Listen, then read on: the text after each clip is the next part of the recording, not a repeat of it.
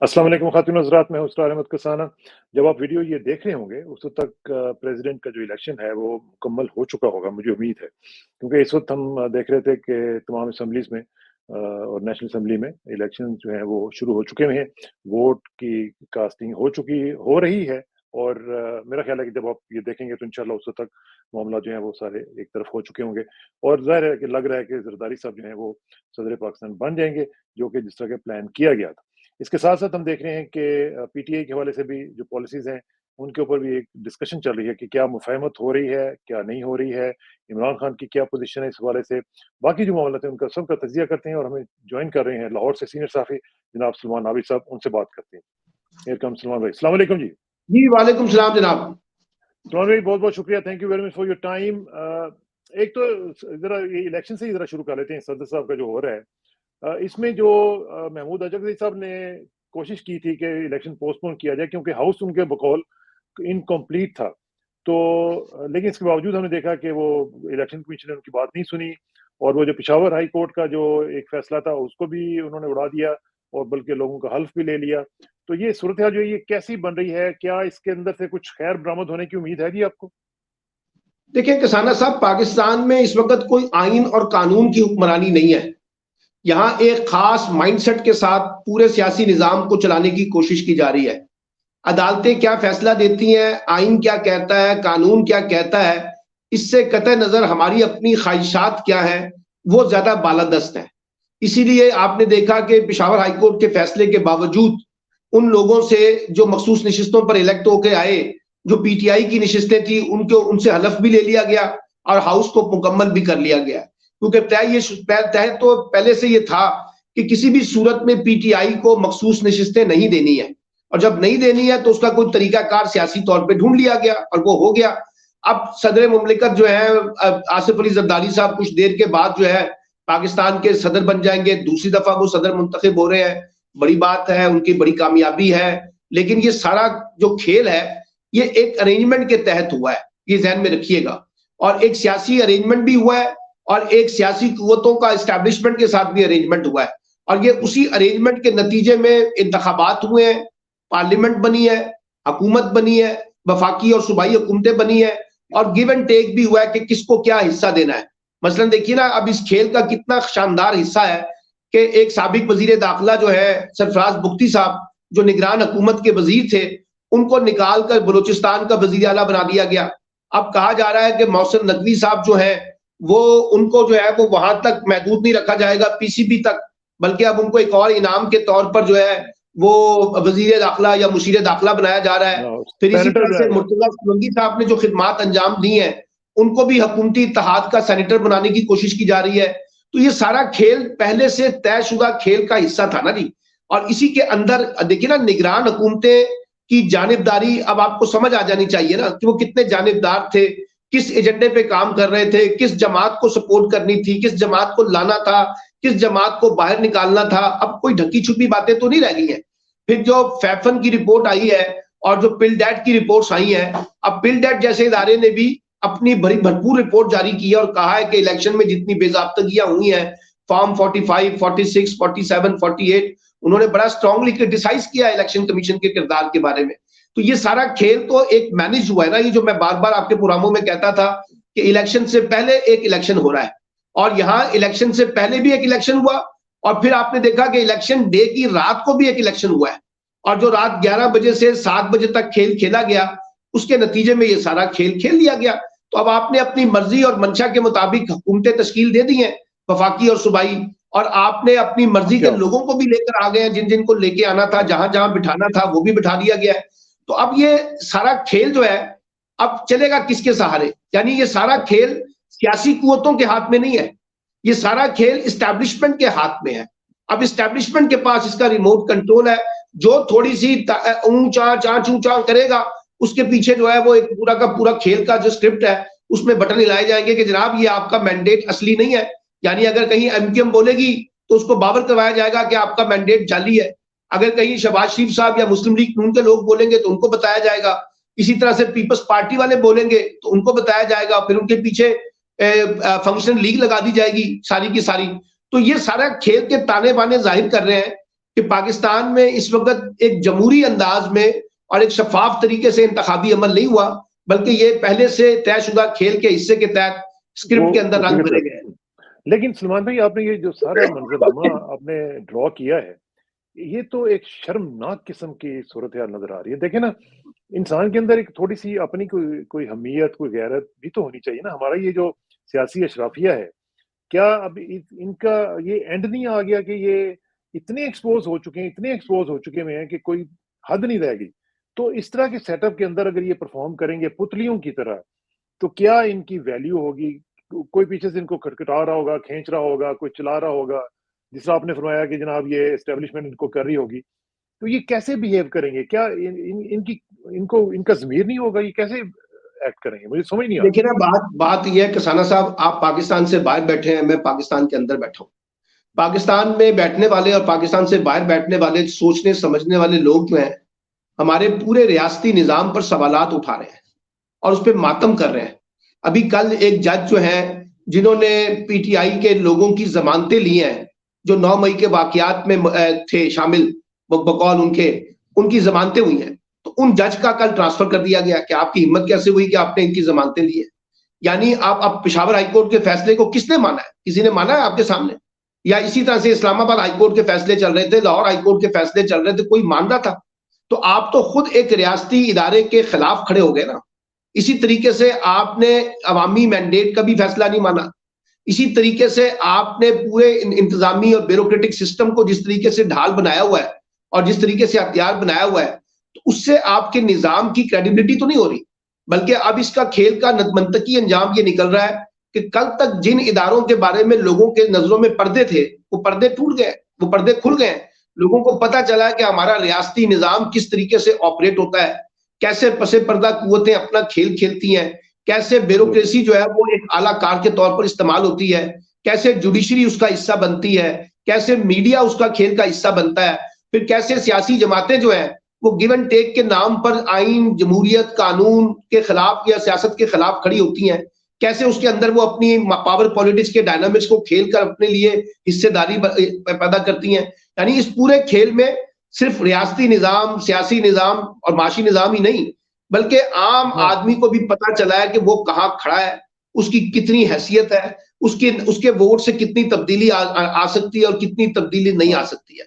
और लोगों ने तो देखिए ना, वो जो कुछ रियासती जबर हो रहा था उसके खिलाफ वोट दिए ना लोगों ने, तो वोट दिए तो आपने लोगों को तस्लीम नहीं किया। तो अब मैं ये कह रहा हूं कि जब आप इस तरह से निजाम को चलाने की कोशिश करेंगे, वो जैसे मैं कहता हूं ना, कैंसर ज़्यादा मर्ज जो है उसको जितना खड़ा करने की कोशिश कर रहे हैं अननेचुरल तरीके से, तो वो और ज्यादा ताफुन फैलाएगा, वो और ज्यादा मसाइल पैदा करेगा, वो और ज्यादा इंतशार पैदा करेगा, और ज्यादा टकराव पैदा करेगा।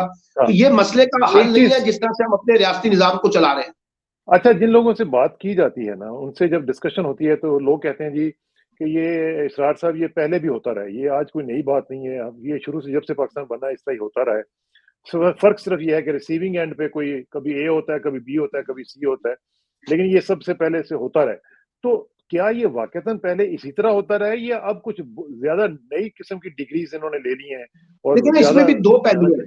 एक पहलू ये है कि हाँ होता रहा है, कोई इसमें दो राय नहीं है। जब से पाकिस्तान के सियासी निजाम को आगे बढ़ाने की कोशिश की गई है, तो हमारे सियासी निजाम में इसी तरह की मुदाखलतें होती रही हैं और हर दफा कोई नया तरीकाकार ढूंढ लिया जाता है, नया किरदार ढूंढ लिया जाता है, किसी की हिमायत में, किसी की मुखालफत में, ये सब कुछ होता रहा है। लेकिन 2024 के अंदर, 2022 से 2024 के अंदर जो कुछ हुआ है, आप मुझे बताइए कि क्या किसी सियासी जमात के साथ कभी इंतखाबी निशान इस तरह से छीना गया हो? एक बात, क्या किसी सियासी जमात के लोगों को इंतखाबी मुहिम चलाने से रोका गया हो? क्या उनकी सियासी सरगर्मियों पर कोई पाबंदी ना लगाई गई हो? क्या उनके इंतखाबी उम्मीदवारों को गिरफ्तार, हरासा ना किया गया हो? क्या लोगों के साथ जबरी बुनियादों पर प्रेस कॉन्फ्रेंसें नहीं करवाई गई, उनसे पार्टी नहीं छुड़वाई गई? फिर इंतखाबात के नताइज जब रात गए जिस तरह से तब्दील हुए वो देखिए। फिर आप देखिए कि किस तरह से निगरान हुकूमतें जो है वो लंबी हुई हैं।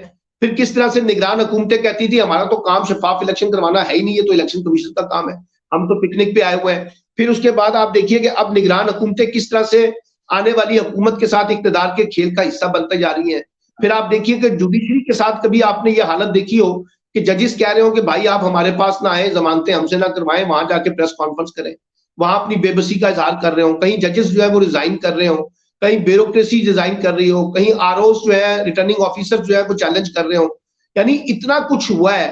तो आप ये कह सकते हैं कि माजी में भी ऐसा होता रहा है, लेकिन इस दफा जो उसकी शिद्दत है वो हमने बड़े पैमाने पर देखी है। यानी खवातीन जो है, खवातीन जेलों के अंदर बैठ के इलेक्शन लड़ रही हैं, आप अंदाजा लगाइए, और इंतखाब वाले दिन उनको अगवा किया जा रहा है, उनको गिरफ्तार किया जा रहा है, उनको हरासा किया जा रहा है, वो मंजर आम पे नहीं आ रहे। अब जो पंजाब असेंबली में असलम इकबाल साहब जो है वो गिरफ्तारी की वजह से मंजर आम पे नहीं आ रहे ना। तो ये जो चीजें हमने देखी है, जिस तरह से लोगों को रोका गया है और 9-9 महीने से लोग जो है जेलों के अंदर हैं, एक मुकदमे से बाहर निकलते हैं तो दूसरा मुकदमा उनको पकड़ लेता है, तीसरा मुकदमा पकड़ लेता है, दहशतगर्दी के मुकदमे चल रहे हैं। तो ये सारा निजाम जिस तरह से चलाया गया है अभी पिछले 2 सालों में, कोई अगर ये कहता है कि इसमें शिद्दत नहीं है, ये माजी से मुख्तलिफ नहीं है, इसमें माजी से ज्यादा खराबियां नहीं है, तो मैं समझता हूँ ये फिर उसकी अपना एक सियासी मसला तो हो सकता है, ये कोई इंसाफ और कानूनी तकाजा नहीं हो। अच्छा, ऐसे ही जैसे अभी हम देख रहे हैं 1-2 दिन के बाद, 3 दिन के बाद रमजान मुबारक इंशाल्लाह शुरू हो रहा है। अब इसमें हम देख रहे हैं कि एक्टिविटीज जो है वो शुरू हो गई हैं मुख्तलिफ तरीकों से, पंजाब गवर्नमेंट में भी हो रही हैं, फेडरल गवर्नमेंट की तरफ से बताया जा रहा है। मोहतरम शहबाज शरीफ साहब ने अभी फरमाया है कि पूरा जो एक माशी किस्म का जो माफिया है वो 76 सालों से पाकिस्तान की जड़ें काट रहा है। ये वो किसको सुना रहे थे? क्या वो अपने बारे में बात कर रहे थे या किसी और माफियाज की बात कर रहे थे? देखिए ना, मसला ये है कि मसला किसी एक हुकूमत का नहीं है, हमारे इस पूरे सिस्टम के अंदर नेक्सस बन चुके हैं। उसमें ब्यूरोक्रेसी भी है, उसमें जुडिशरी के लोग भी हैं, उसमें एस्टैब्लिशमेंट भी है, उसमें हमारे मीडिया के लोग भी हैं, उसमें सियासी लोग भी हैं, हमारे मजहबी लोग भी हैं, यानी एक, और ये प्रॉपर्टी डीलर्स और ये जो बड़े सरमायादार हमारे सामने आ गए हैं, ये सब एक नेक्सस बन गए। इन्होंने पूरे सिस्टम को अपने लपेट में लिया हुआ है। इसलिए कोई भी जो आके हालात को ठीक करने की कोशिश करेगा उसे इन नेक्सस का सामना करना पड़ेगा। लेकिन देखिए ना, शहबाज शरीफ साहब तो 2 दफा चीफ मिनिस्टर पंजाब रहे, 2 दफा वो प्राइम मिनिस्टर बनने जा रहे हैं, दूसरी दफा बने हैं। इसी तरह से पीपल्स पार्टी चौथी दफा हुकूमत बनाने जा रही है सिंध के अंदर। फिर उनके सदर भी रहे हैं जरदारी साहब, पहले भी और आज भी सदर रहे हैं। पीएमएलएन में उनके बड़े भाई जो हैं शहबाज शरीफ साहब 3 बार मुल्क के वजीर आजम बने हैं, 2 दफा वो चीफ मिनिस्टर बने हैं। तो अगर आप जरा फौजी इक्तदार निकाल लें तो फौजी इक्तदार के मुकाबले में जो सिविलियन इक्तदार जितना भी है और जितनी भी दिहाइयां हैं, उस पर जो कब्जा है वो तो इन 2 जमातों का रहा है ना। इन 2 जमातों ने ये नेक्सस को तोड़ने के लिए क्या काम किया? इन 2 जमातों ने कितनी एग्रेसिव रिफॉर्म्स की, स्ट्रक्चरल रिफॉर्म्स की, इकोनॉमिक रिफॉर्म्स की, पॉलिटिकल रिफॉर्म्स की, ब्यूरोक्रेटिक रिफॉर्म्स की, एफबीआर की रिफॉर्म्स की। कहीं कोई चीज की है तो फिर आप मुझे बताइए ना। इन्होंने तो उन नेक्सस को ज्यादा स्ट्रॉन्ग किया है ना। तो ये आगे रोना जो है कि जी ये अपना सिस्टम ऐसा है, भाई सिस्टम भी तो आप ही चला रहे हैं। ये तो है, सही बात। अच्छा, अब इसमें सिस्टम जो चल रहा है उसमें एक और सिस्टम भी चल रहा है, वो आपके लाहौर में हम देख रहे हैं कि मैडम चीफ मिनिस्टर साहब जो, बल्कि जिन्होंने कहा कि मैं मैडम रूथलेस हूँ, मैं रूथलेस हो जाऊंगी अगर आपने सीधा न किया अपने आप को। तो वो एक तरफ ये है कि वो हर तरफ जाके दौरे कर रही हैं, मुख्तलिफ लोगों से जाके मिल रही हैं, घर घर जाके सुना है कि मुलाकातें कर रही हैं, लोगों से पूछ रही हैं रमजान पैकेज जो है वो आपको मिल गया कि नहीं मिल गया। लोग कह रहे हैं कि जी नहीं मिला है, लेकिन बड़ी तकलीफ के साथ मिला है। तो ये जो एक जो उनका एक्सपोजर हम देख रहे हैं, क्या इसका कुछ फायदा हो रहा है ऑन ग्राउंड या सिर्फ ये आई बाई शाई है और सिर्फ गपशप है? देखिए, एक तो बात ध्यान में रखिएगा, जो भी हुक्मरान, चाहे वो पीपल्स पार्टी में हो, पीएमएलएन में हो, पीटीआई में हो, काफ लीग में हो, किसी भी जगह पे, ये जो तमाशा होता है ना कसाना साहब, इसकी मुद्दत बड़ी मुख्तसर होती है। ये चंद दिन अपना रंग जरूर दिखाता है, फिर चंद दिन के बाद इसके अंदर से असल में पता चलता है कि जनाब ये तमाशा जो है ये बस तमाशा है, इसके हकाइक के साथ कोई ताल्लुक नहीं है। अब जिस तरीके से ये सारा स्टेज तैयार किया जा रहा है मरियम के लिए, यानी आप देखिए किसी के दरवाजा खटखटाना, मैं अंदर आ गई हूँ, कैसी हैं आप, ना उनके अंदर पुरजोशियत नजर आ रही है, ना उधर कुछ नजर आ रहा है। अच्छा मैं बैठ जाऊं, अच्छा मैं कहाँ बैठूं, अच्छा मैं किसी स्कूल का विजिट कर लूं, मैं फला जगह पे चला जाऊं। इससे आप गिमिक्स तो कर सकते हैं, वक्ती तौर पे आपको मीडिया कवरेज मिल जाएगी, आपकी पब्लिसिटी बड़ी ठीक हो जाएगी, लेकिन सवाल यह है कि क्या इन चीजों से जो सिस्टम के अंदर एरर है वो खत्म हो सकते हैं, जो सिस्टम के अंदर मसाइल हैं वो खत्म हो सकते हैं? आज भी आप आटे के जो थैले हैं उन पर अपने वालिद की तस्वीर लगा लें, चाचा की तस्वीर लगा लें, बिलावल भुट्टो की तस्वीर लगा लें, बेनजीर की तस्वीर लगा लें, जरदारी साहब की तस्वीर लगा लें, क्या ये मसले का हल है? तो इसलिए मैं ये कहता हूं कि ये जो कुछ मोहतरमा कर रही हैं क्योंकि शुरू से उनकी पॉलिटिक्स को देखें तो वो मीडिया के अंदर अपने आप को इन रखने का फन जानती हैं, और फिर उनकी टीम को भी देखें तो आपको लगता है कि जरा मीडिया ओरिएंटेड टीम ज्यादा है, जो चाहते हैं कि मीडिया पब्लिसिटी बहुत हो। तो अब वो खेल रही है, खेल लें, 10 दिन खेलेंगी, 15 दिन खेलेंगी, 20 दिन खेलेंगी, 1 महीना खेलेंगी। जब लोगों को पता चलेगा भी रमजान तो आने दे, आप देखिएगा कीमतें कहाँ जाती हैं और कीमतों पे कैसे वो कंट्रोल करती हैं। बड़े फखर से कह रही थी कि लोग घर घर जाकर जो है ना आपको राशन मिलेगा, तो लोगों ने बताया नहीं, जो हम तो लाइनों में लग के बड़े जलीलो ख्वार तरीके से जाके राशन लेकर आए हैं। ठीक है ना, ये जो सिस्टम के एरर है ना, ये आपकी इस मीडिया पब्लिसिटी में नहीं होगा। और ये देखिए हमारी ब्यूरोक्रेसी बड़ी शानदार है, वो पहले से इस तरह के दौरे अरेंज करती है, पहले से लोगों को बताया जाता है। बल्कि बाद का तो आपको याद होगा जब गिलानी साहब प्राइम मिनिस्टर थे तो वो मियां वाली में एक अस्पताल में गए, जैसे ही वो वहां से निकले वो सारा अस्पताल जो बनाया गया था सारा का सारा उठा दिया गया। यानी इस तरह की आर्टिफिशियल तरीके से आप काम नहीं करेंगे। आप जूते पहन के आ जाएं प्लास्टिक वाले और पानी में उतर जाएं, भाई आपको जो हुक्मरान है ना प्रोविंशियल गवर्नमेंट का और फेडरल गवर्नमेंट का, उसका काम ये होता है कि वो स्ट्रक्चरल रिफॉर्म्स करता है, और वो ऐसी स्ट्रक्चरल रिफॉर्म्स करता है जिससे पॉलिटिक्स, इकोनॉमी, इंस्टीट्यूशन, ब्यूरोक्रेसी, इन सबको बेहतर तरीके से शफाफ बनाया जाए। ये जो काम वो जो कर रही है ना, ये ज्यादातर काम तो लोकल गवर्नमेंट के हैं। अगर आपके पास एक स्ट्रॉन्ग लोकल गवर्नमेंट सिस्टम हो तो वो इन चीजों को जाकर एड्रेस करेगा। ये चीफ मिनिस्टर का काम नहीं है। तो फिर उनका कोई विजन वगैरह नहीं नजर आ रहा जी? उनका कोई विजन आपको नहीं नजर आ रहा है स्ट्रेटेजिक लेवल पे कोई आपको कॉम्प्रिहेंसिव विजन तो हम देख रहे हैं ना, यही विजन है ना कि वो स्कूल का दौरा करेंगी, वो किसी के घर जाएंगी, वो किसी के घर सर पे हाथ रखेंगी, किसी पे शफकत का फेरेंगी, किसी के साथ ज्यादती हो जाएगी, पुलिस वाले को गले लगा लेंगी खातून को कि जनाब आपने तो बड़ा शानदार काम कर दिया। ये सारा विजन जो है उनका गिमिक्स के दरमियान घूम रहा है ना।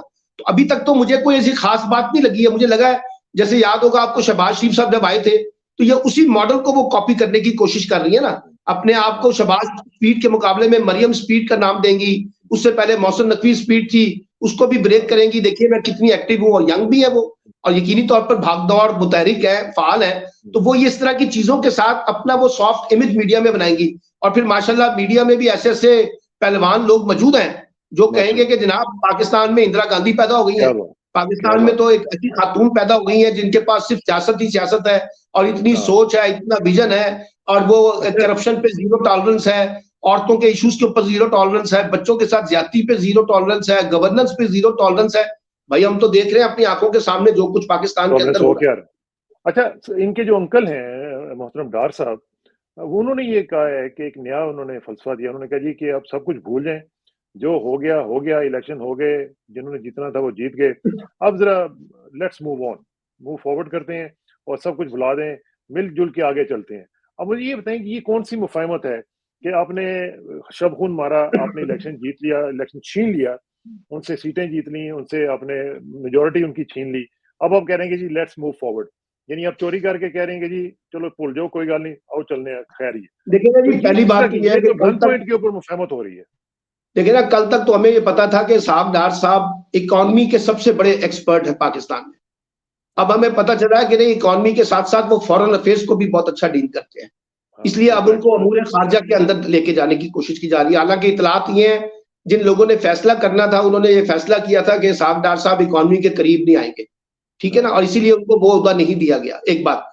दूसरी बात यह है कि देखिए रिकंसिलेशन का तो मैं खुद बहुत बड़ा हामी हूं, आप भी हामी, हम सब चाहते हैं कि रिकंसिलेशन हो, लेकिन रिकंसिलेशन पॉलिटिकल करेक्शन के बगैर नहीं होगी। और वो पॉलिटिकल करेक्शन जो है आपको ये पॉलिटिकल करेक्शन जो है वो आपको हर सूरत में, ये अभी भी आ रहा है बीच में अभी भी। मैं कहा पॉलिटिकल करेक्शन जो है वो आपको हर सूरत में करनी होगी ना। अब वो पॉलिटिकल करेक्शन क्या है? पॉलिटिकल करेक्शन ये है कि आप एक सियासी इन्वायरमेंट पैदा करें, डेमोक्रेटिक इन्वायरमेंट पैदा करें, इलेक्शन के अंदर जो रिगिंग हुई है उसको एड्रेस करें, जो रिजर्व सीटें उनसे छीनी गई हैं वो वापस बहाल करें। जब तक आप इस तरह की, और जो लोग गिरफ्तार हैं उनको रिहा करें। जब आपने ये सब कुछ नहीं करना तो फिर कैसे ये सारा मामला चलेगा, कैसे आगे बढ़ेंगे?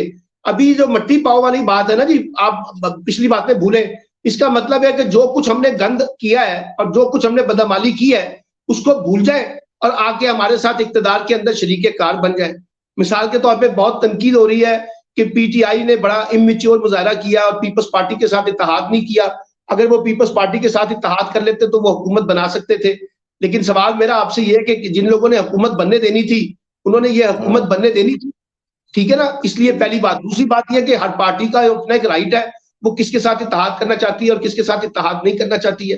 तो मुझे ये लगता है कि ये जो इसहाक डार साहब हों, जरदारी साहब हों, बिलावल साहब हों, शहबाज शरीफ हों, इनकी सबकी रिकंसिलेशन का मतलब ये है कि इस वक्त जो कुछ हुआ है इलेक्शन के नाम के ऊपर, उसको आप भूल जाएं। और दूसरी बात रिकंसिलेशन ये भी है कि इमरान खान को माइनस कर दें और फिर आके हमसे बातचीत कर लें। तो ये कैसे मुमकिन होगा कि इमरान खान को आउट किए बगैर आप कंसिलेशन की तरफ जा सकेंगे, रिकंसाइल कर सकेंगे, वो भी मुझे मुश्किल लगता है। और फिर जो इस वक्त सियासी तलखियां आ गई हैं, उन सियासी तलखियों को जब तक आप खत्म नहीं करेंगे, लोगों को रिहा नहीं करेंगे, एक तरफ आप कह रहे हैं कि किसी भी सूरत में लोगों को छोड़ा नहीं जाएगा, उनको बख्शा नहीं जाएगा, उनको उनके मंतकी अंजाम पे पहुंचाया जाएगा, और फिर आप जो है जिन लोगों ने निगरान हुकूमतों में ये सारा काम किया, उनको लाकर आप वजीर दाखिला भी बनाना चाहते हैं, और फिर आप कहते हैं जी रिकंसिलेशन भी की जाए। तो मेरा ख्याल है ये एक ऑप्टिक्स तो हो सकता है कि हमने रिकंसिलेशन की तरफ जाना है, लेकिन रियलिटी ये है कि पाकिस्तान की पॉलिटिक्स इस वक्त इंतशार और टकराव की तरफ ज्यादा जा रही है। तो फिर इमरान खान के पास क्या चॉइस है? क्या वो मुफाहमत की तरफ बढ़ेंगे, या जो अभी तक उनका स्टैंस है कि नहीं हम बात नहीं करेंगे जब तक कि ये मामला हल नहीं नहीं, करते? इमरान खान ने तो ये नहीं कहा कि वो बात नहीं करेंगे। इमरान खान ने जिन्होंने भी उनसे राब्ता किया वो यही कहते हैं ना कि जी पहले जो पॉलिटिकल करेक्शन है वो की जाए, और जो इलेक्शन के अंदर हुआ है उसको पहले दुरुस्त किया जाए।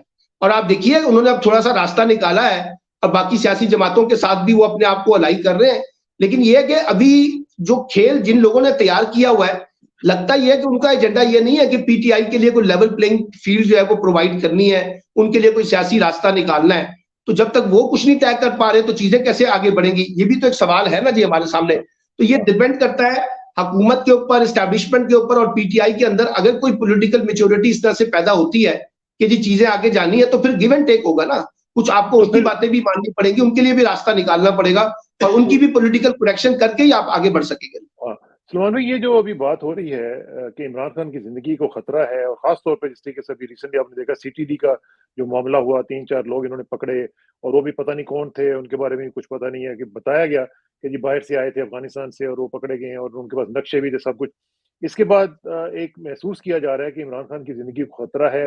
हो सकता है कि उनको मूव किया जाए वहां से, या उनको मूव करने के लिए ये सब कुछ रचाया गया हो कि जनाब उनको उधर बनी गाला भेज देते हैं तो मामला कुछ सही हो जाएंगे। कुछ इस तरह की खबरें हैं आपके पास? देखिए, मेरी इतला तो यह है कि अभी भी कुछ लोग हैं जो इमरान खान के दरमियान और एस्टैब्लिशमेंट के दरमियान और हुकूमत के दरमियान एक सालसी का किरदार अदा करने की कोशिश कर रहे हैं, और चाह रहे हैं कि वे फॉरवर्ड तलाश कर लिया जाए, जिसकी बात अभी इसहाक डार साहब ने भी की है और बिलावल साहब भी करते हैं। लेकिन वो मैंने कहा है ना कि अगर आप अपने एजेंडे के ऊपर ये सारा वे आउट निकालेंगे तो वो आगे नहीं चलेगा। आपको दूसरों के एजेंडे को भी कहीं ना कहीं इनकॉर्पोरेट करना होगा। अगर वो होगा तो शायद कोई बात आगे चलेगी। ये बात का इम्कान जरूर है कि इमरान खान साहब को बनी गाला में या किसी और रेस्ट हाउस में मुंतकिल करने की बातें की जा रही हैं। असल में उनको अब वो उन्होंने ना थोड़ा सा जिसे कहते हैं ना साइडलाइन करना है अपनी पार्टी के लोगों के साथ, वो अपनी पार्टी के साथ जो उनकी कम्युनिकेशन है शायद उसको दूर करना चाहते हैं, या बाकी कोई रास्ता निकालना चाहते हैं कि जनाब कुछ बातों पर आप इत्तेफाक कर लें तो आपको कोई सियासी रास्ता आगे जाकर मिल सकता है। ये सब चीजें चल रही होंगी पीछे पसे पर्दा, मेरी इतलात भी है जो कुछ बातें चल रही हैं। लेकिन मैंने आपको ये कहा है कि जब बातें इस तरह की स्टेज पे पहुंच जाए ना, तो वो कुछ लो और कुछ दो की बुनियाद पे तय होती है। अब सवाल ये है कि हुकूमत उनको क्या दे सकती है, एस्टैब्लिशमेंट उनको क्या दे सकती है, पीटीआई उनको क्या दे सकती है। ये चीजें जब तक एनालिसिस तय नहीं होगी तो बात आगे नहीं बढ़ेगी। जो रिजर्व सीट्स वाला ही मामला देख लें, उस पर भी अभी तक हमने देखा है कि उनको कुछ भी नहीं दिया जा रहा। बाकी अब तो आपने उनकी हलफ भी ले ली है ना, अब आपने उन मखसूस नशिस्तों को की बंदर बांट करके उनसे हलफ भी ले ली है, तो फिर कैसे रिकंसिलेशन होगी, मेरी समझ से तो बाहर। हाँ, तो रिकंसिलेशन इसका मतलब है कि नहीं हो रही है। अच्छा, अब ये मुझे बताएं कि ये जो कैबिनेट बन रही है, ये किस तरह की बन रही है? क्योंकि जिस आपने फरमाया कि जनाब ये इसहाक डार साहब जो हैं, इनको तो अब खजाना से उन्होंने हटा के अब खारजा की तरफ, खारजा के स्पेशलिस्ट बना दिए है। अब बाकी जो मिनिस्ट्रीज वगैरह हैं वो किधर जा रही हैं? कौन-कौन से लोग जो आ रहे हैं? फॉर एग्जांपल अभी जो जिनके बारे में कहा जा रहा है कि वज़ीर खजाना है, वो तो मैंने सुना है कि डच सिटीज़न है और उनके पास तो वो डुअल नेशनैलिटी है। तो वो कैसे बन सकेंगे? या तो वो छोड़ेंगे, सरेंडर करेंगे? देखिए, बातें इतनी अहम है ही नहीं रही कैबिनेट में कौन आता है कौन नहीं आता। जब प्राइम मिनिस्टर की बागडोर जो है प्राइम मिनिस्टर के अपने हाथ में नहीं होगी, वो किसी और के हाथ में होगी, तो कैबिनेट में भी आप जिसको मर्जी ले आए, अपनी मर्जी के लोगों को ले आए, अपनी मर्जी के लोगों को ले आए, वो कितने फैसले कर सकेंगे? क्या इकोनॉमी के फैसले कैबिनेट ने करने हैं? क्या सिक्योरिटी के फैसले कैबिनेट ने करने हैं? क्या पॉलिटिक्स के फैसले कैबिनेट ने करने हैं? क्या जो इस वक्त पॉलिटिक्स और डेमोक्रेसी के मामलात हैं, लीगल इश्यूज हैं, वो फैसले जो है कैबिनेट ने करने हैं? ये फैसले तो कैबिनेट से बाहर होने हैं सर। और जब फैसले बाहर होने हैं तो आप जिसको मर्जी लाके चेहरा लाके बैठा दें, एक आर्टिफिशियल तरीके से अपने लोगों को अकोमोडेट कर दें। अच्छा, फिर आप कैबिनेट में ऐसे लोगों को ले आए जो वजीर आजम से ज्यादा किसी और के हुक्म पे चलने वाले लोग होंगे, किसी और के इशारे पे काम करने वाले लोग होंगे। ठीक है ना? तो जब आप इस तरह के लोगों के साथ लाएंगे तो वो कैबिनेट हो या वो हुकूमत हो, उसका क्या मुस्तकबिल हो सकता है? वो कैसे चीजों को डिलीवर कर सकेगी? ये सवालात तो मौजूद रहेंगे। मैं अभी थोड़ी देर पहले एक फंक्शन पे था, उसमें वही इंटरनेशनल वुमेन्स डे के हवाले से था और उसमें कैनेडियन मिनिस्टर्स वगैरह भी आए हुए थे, दूसरे लोग भी थे। तो वहां पे भी लोग अक्सर ये बात कर रहे थे पाकिस्तान के हवाले से कि पाकिस्तान एक मजाक बन गया। जो कहते हैं कि जो भी खबरें आ रही हैं वहां से हम मतलब यहाँ पे वो उनका हालांकि पाकिस्तान के साथ ऐसा कोई ताल्लुक नहीं है, लेकिन उस जो भी उनके पास खबरें आती हैं वो कहते हैं कि Pakistan has become a joke. ये क्या हो रहा है वहां पे पाकिस्तान में? तो ये जो सूरत हाल है, इस सूरत हाल में आईएमएफ जैसे इदारे जो हैं वो कैसे पाकिस्तान की सपोर्ट करेंगे? जो इंटरनेशनल इन्वेस्टमेंट्स है, जो एफडीआई है, वो कैसे पाकिस्तान की? देखिए उनके अपने पॉलिटिकल इकोनॉमिक इंटरेस्ट होते हैं। वो पाकिस्तान की सिचुएशन को बाज़ औक़ात जो खराब सिचुएशन होती है ना, बिगड़ी हुई सिचुएशन होती है, वो उनके लिए एक अपॉर्चुनिटी होती है अपने एजेंडे को डिक्टेट करने के लिए, अपने एजेंडे को मुसल्लत करने के लिए, अपनी बातें मनवाने के लिए। तो ये तो बड़ा अच्छा टाइम है और बड़ा अच्छा मौका है। आईएमएफ जो है वो इस वक्त की सिचुएशन से फायदा उठाए, अमेरिका फायदा उठाए उसका, और बाहर वाले आपके ऊपर कुछ दबाव डालें, आपसे वो फैसले भी करवा लें जो आप नहीं करना चाहते। तो ये चीजें तो एक उस तरह से इस्तेमाल होंगी। लेकिन ये देखिए ना, सबको पता है आईएमएफ समेत दुनिया के जितने भी मालियाती इंस्टीट्यूशन है कि पाकिस्तान का गवर्नेंस का मॉडल क्या है, पाकिस्तान का इकोनॉमी का मॉडल क्या है, पाकिस्तान का स्ट्रक्चरल रिफॉर्म्स के बारे में क्या पोजीशन है। और जो सबसे बड़ी बात है, इस किस्म के कमजोर इंतजामी और हुकूमती ढांचे की मदद से क्या कोई स्ट्रक्चरल रिफॉर्म हो सकेंगी? क्या कोई अग्रेसिव रिफॉर्म हो सकेंगी? जवाब नहीं है। तो जब नहीं होगा तो वो इदारे जो है वो अपने पॉलिटिकल इंटरेस्ट में इनको इस्तेमाल करेंगे और ये इस्तेमाल होने के लिए तैयार बैठे हुए हैं। अच्छा, आखिर में एक मुख्तसरन ये जवाब दे दें कि सुना है कि कोशिश की जा रही है कि काजी फाइज साहब की जो टेन्योर है उसको जरा बढ़ा दिया जाए और 2/3 मेजोरिटी लेके तो एक आईनी तरमीम करके उनको फिर एक्सटेंशन दी जाए, या जिस तरह भी है उनका 3 साल का पीरियड मजीद बढ़ा दिया जाए, कुछ इस तरह की। ये भी कोई नया, पहली बात है वैसे इसका इम्कान बहुत कम है क्योंकि जो जुडिशियल कॉन्टेक्स्ट है उसके अंदर जो है वो शायद एक्सटेंशन वाली बात तो होती नहीं है या उनकी मुद्दत बढ़ाने वाली बात नहीं है। लेकिन अगर आप करना चाहें तो आपके अपने इख्तियार में है ना, ताकत आपके पास है, क्योंकि आपने आइन और कानून को नहीं देखना, आपने तो अपनी मर्जी और मंशा को देखना है, अपने पॉलिटिकल इंटरेस्ट को देखना है, पॉलिटिकल मोटिव्स को देखना है। तो अगर आप ये भी करेंगे तो इसका मतलब है आप रियासती निजाम को और ज्यादा कमजोर करेंगे, और ज्यादा मजाक बनाएंगे अपना, और पूरे के पूरे सिस्टम को अंदर जो है ना वो क्रैक्स ऐसे पैदा करेंगे कि जिससे और ज्यादा मसाइल पैदा हो जाएंगे। चले, अल्लाह ताला खैर करे और अल्लाह ताला इनको हिदायत दे और अक्ल भी दे कि पाकिस्तान के लिए कम से कम जो अच्छी चीजें कर सकें। आपका बहुत बहुत शुक्रिया सलमान भाई, जल्दी मुलाकात होगी इंशाल्लाह। अस्सलाम वालेकुम।